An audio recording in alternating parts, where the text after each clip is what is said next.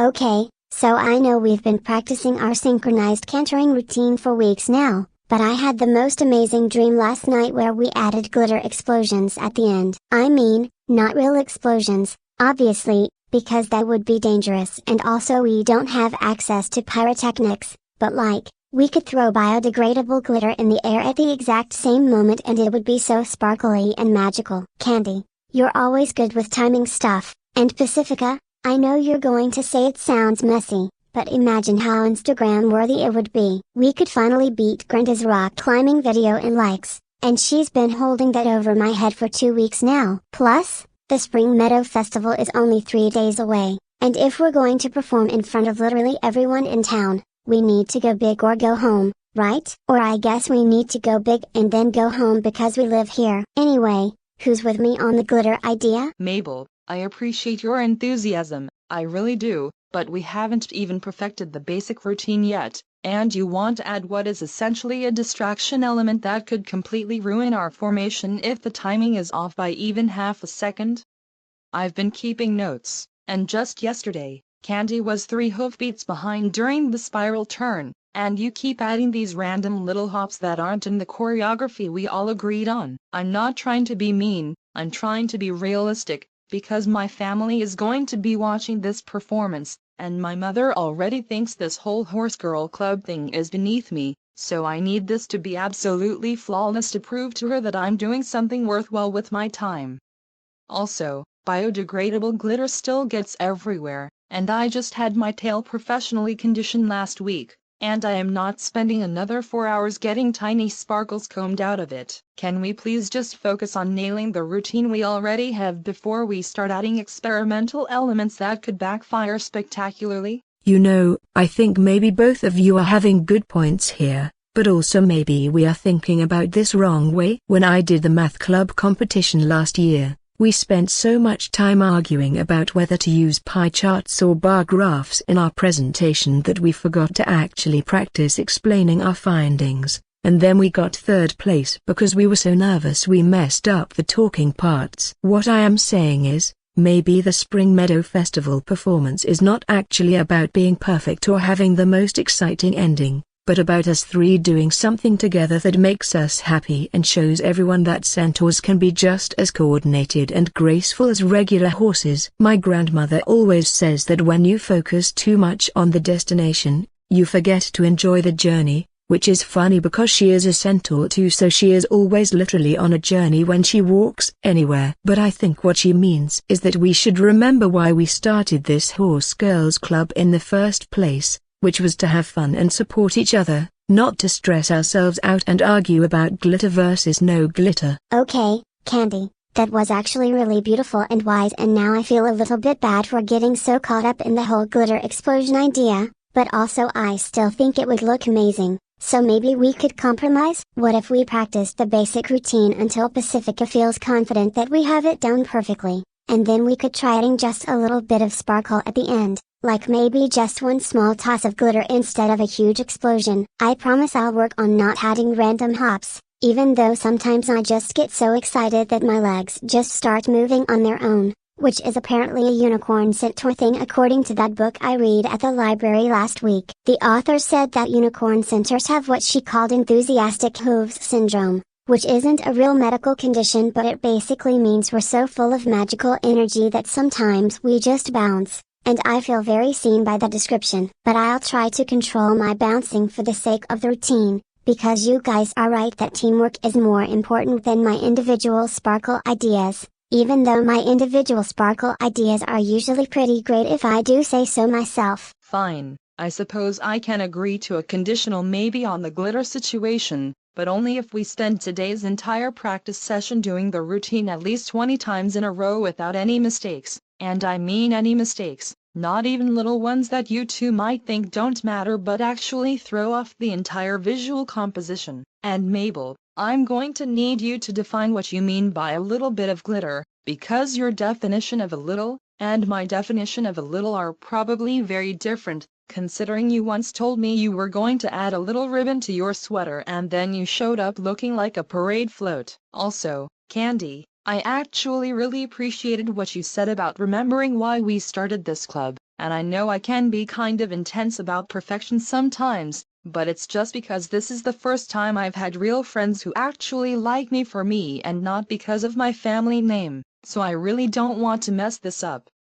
Not the performance, I mean, well yes, the performance too, but mostly I don't want to mess up this friendship by being too controlling or demanding, which my old friends used to say I was, right before they stopped being my friends. Pacifica, we are not going to stop being your friends just because you care about doing things well. That is actually one of the things I like about you, because you push us to be better at stuff. And without you I probably would have given up on learning how to do the backwards canter because it made me dizzy at first. And Mabel, I like that you always have creative ideas even if they are sometimes maybe a tiny bit too ambitious, because you make everything more fun and colorful, which is important when you are spending a lot of time practicing the same moves over and over.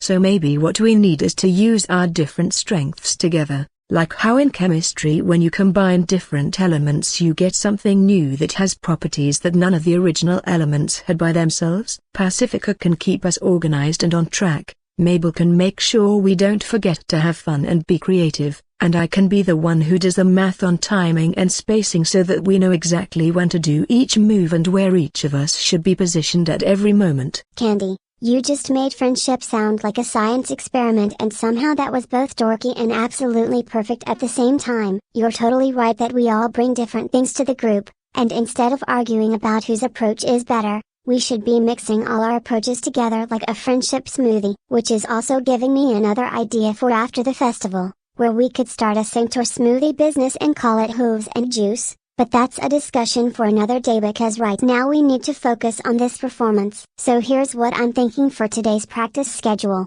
We do the routine Pacifica's way first, really focusing on precision and getting every single move exactly right. Then we take a quick break for snacks because I brought homemade oat bars that are safe for Centaur digestive systems. And then we do the routine again, but this time we focus on putting more energy and personality into it so it doesn't look too robotic. And then at the very end we can experiment with the glitter toss just to see how it feels. Does that work for everyone, or do we need to adjust the plan? That actually sounds like a reasonable schedule, and I'm genuinely shocked that you came up with something that structured, Mabel, no offense. I mean that as a compliment, kind of, because it shows you're taking this seriously even though you're also still being yourself with the whole friendship smoothie metaphor. Which was admittedly kind of cute even though I'll never say that out loud again. Okay, I'll say one more thing and then I promise I'll stop being all emotional and weird, but I just want you both to know that even if we completely bomb this performance and trip over our own hooves in front of the entire town, I'm really glad we're doing this together. My old life was all about etiquette lessons and fancy parties where everyone was fake nice to each other, and this is the first time I've done something just because I wanted to do it with people I actually care about, so thank you for letting me be part of this even though I know I can be kind of a loss sometimes. Now let's stop having feelings and start practicing before I get all teary and mess up my mascara, which is specifically formulated for centaurs and cost way too much money to let it run down my face. Group hug first, then practicing. And Pacifica, you are not a lot, you are exactly the right amount of Pacifica, which is what we need. Also, I think we should make a pact right now that no matter what happens at the Spring Meadow Festival, we are going to be proud of ourselves for trying something difficult and doing it together. My mom always says that courage is not about being unafraid, it is about being afraid and doing the thing anyway. And I think that applies to performing in front of crowds but also to being honest with your friends about your feelings, which all three of us just did, so we are already being very brave today. Now, Mabel, tell us more about these oat bars you brought, because I skipped breakfast this morning and my stomach is making sounds that are probably not going to be good for the quiet parts of our routine. Are they the ones with the dried apple pieces?